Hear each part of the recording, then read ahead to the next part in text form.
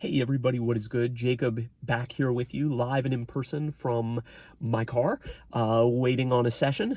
It's a Tuesday morning, and I wanted to do a quick, way too soon review video about a product that tons of you guys have been emailing and asking us about, and that is the new Soundscape from LR Bags that they're going to be releasing.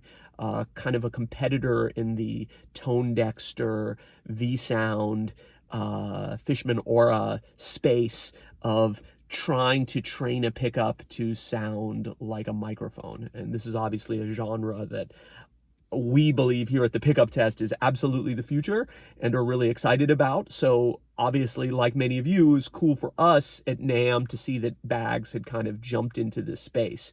But rather than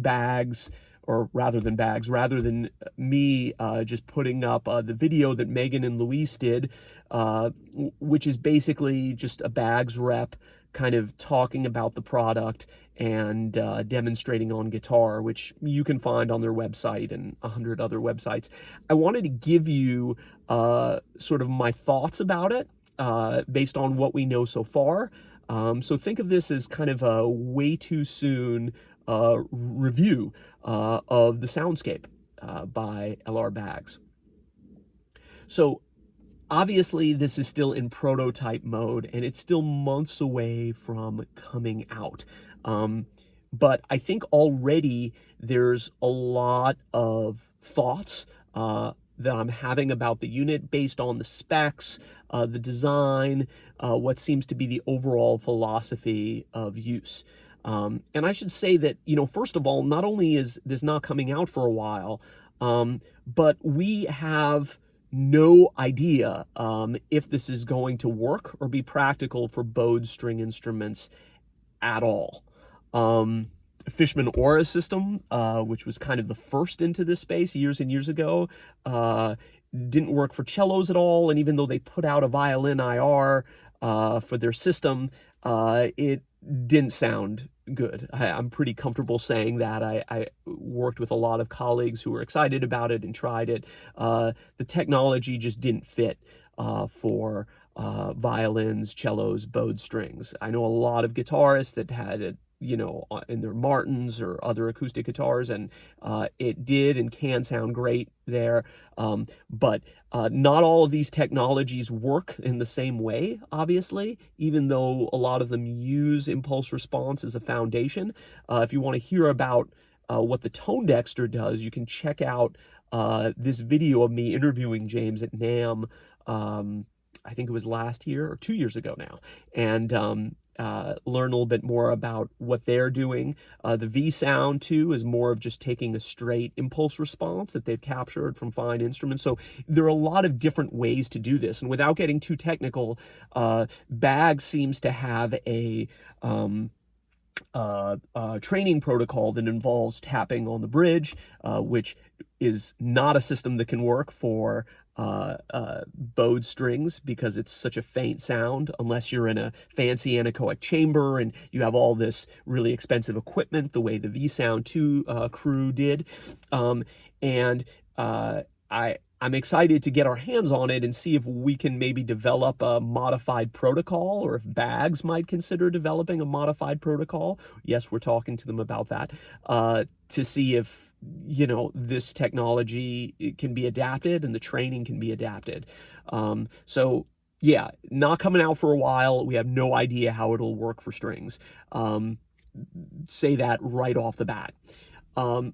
What I think is the biggest difference between this product and the others, and that I think makes it a potential game changer, is how it's utilizing the phone. And the truth of the matter is that we're coming into a space where our phones have so much processing power, obviously, right? As a matter of fact, I heard that the new iPhone that's coming out is going to be more powerful than the new the new MacBook Pro. I don't even know why anyone would want to have or need that much processing power on their phone. But that's obviously enough to power, the most sophisticated, audio plugins, and there are way more powerful chips in our phones that are in any of our gear or effects processors, is what I'm trying to say. And by utilizing that computer, I think a lot of cool things can and will be achieved. And I think more and more of our musical lives and our effects processing lives is going to happen on our phones and iPads and our mobile devices, as they've just become more reliable and faster. As a matter of fact, there's even an IR-based kind of program called Fiddlecator, that's available on iPhones. I'm not sure if it's on Android, but definitely iOS. And it's essentially got a little EQ and an impulse response, and some reverb. We're going to review that in a future episode. But essentially, someone has already had the idea of, hey, why don't I just kind of take the basic suite that a live bowed string player, cellist, violinist, violist would want, and just put it all in an iPhone. So yeah, people are thinking about that. That's going to get better and better. And the fact that Bags is attempting to do that, obviously there's a piece of hardware, but they have really cool graphical EQ that's similar to what you'd find in a DAW system. That's just easy to manipulate and use right on the phone, and you can save those. You can save patches to the phone. It's giving you a lot of extra features. I would hope that Bags eventually adds, even some reverb and some other algorithms so that the unit can be even more of a standalone box.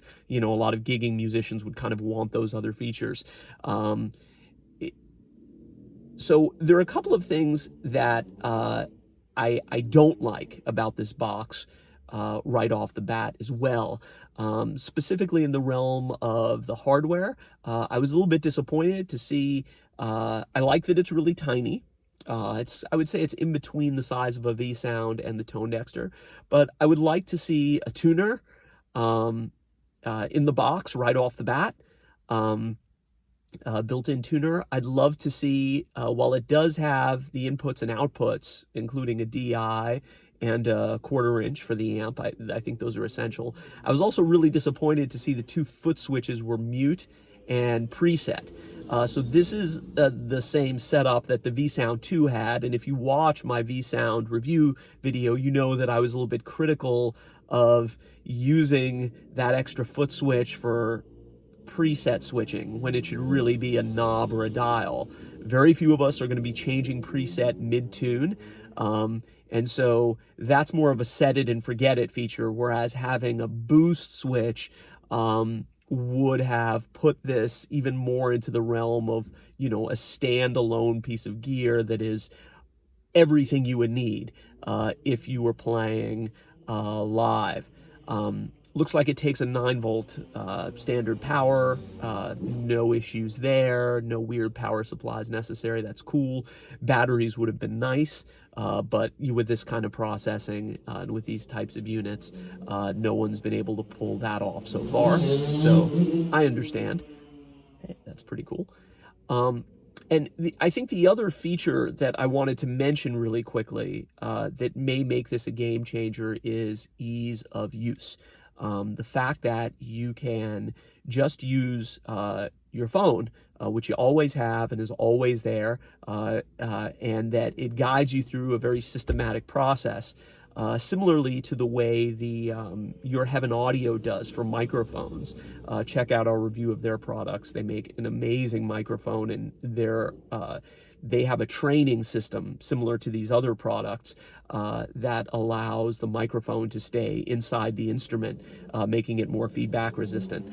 And yeah, Bags looks like they've really put in a lot of work to making everything idiot-proof and having a much smaller learning curve than the V-Sound if you're going to be diving into the software in the V-Sound, and the Tone Dexter, and I think just like the Apple AirPods are the best-selling AirPods, not because they're the best sounding, but because they're the easiest to use with your Apple phones.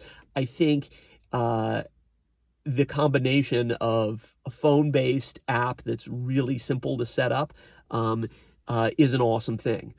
Um, I also think this creates a divide in terms of who this product is going to be for, um, between two types of users. There's the tweakers, the people who really want to get in deep and who are, I would say, ultra picky about their sound, and so want to be able to control different parameters and tweak things for their performance style and what they do. And people who just kind of want something that just works and is simple and easy to use right out of the bat, or right off the bat, I should say, not out of the bat. And so I think if you're just looking for something that you can set up immediately and you're good to go right out of the box and set up quickly, again, having something on the phone and being able to use the phone microphone means that there's no other microphones to set up. You're probably going to get a much more uniform result because the software that captures and matches is designed to work with the specific microphone in your phone. And from what I'm understanding from bags, the actual microphone in the phone, while it might not be as high quality as a studio microphone, it doesn't really matter because what's happening in the software is really more about the measurement reference capabilities of the iPhone microphone as opposed to the sonic profile of it. Don't want to get too much into the weeds with that, but the idea is that the software is designed to work with the microphone on the phone. And I assume when the Android version comes out, apparently there isn't one right now, but bags will probably rectify that pretty quickly. Everything is kind of designed to work together out of the box. Whereas a tone dexter, yes, James makes recommendations for a small diaphragm condenser microphone and all of that. A tone dexter, there aren't any sounds in the tone dexter out of the box, and you do need to learn how to use the software and the hardware. And there is a learning curve. It's a small one, but there is a learning curve there. So, if you don't own microphones, for example, and you're not a member of the pickup test, where you can just go and, download ones for free. And even then, installing the new wave maps and everything, there is using an SD card, there is that learning curve, and a lot of string players just, for some reason, we can be unbelievably patient when it comes to getting a certain articulation with the bow and spend 30 years getting up bow staccato. But there are certain violinists and cellists, and you know who you are out there, where if you have to spend 2 seconds looking at a manual or doing anything technical, you just lose patience completely.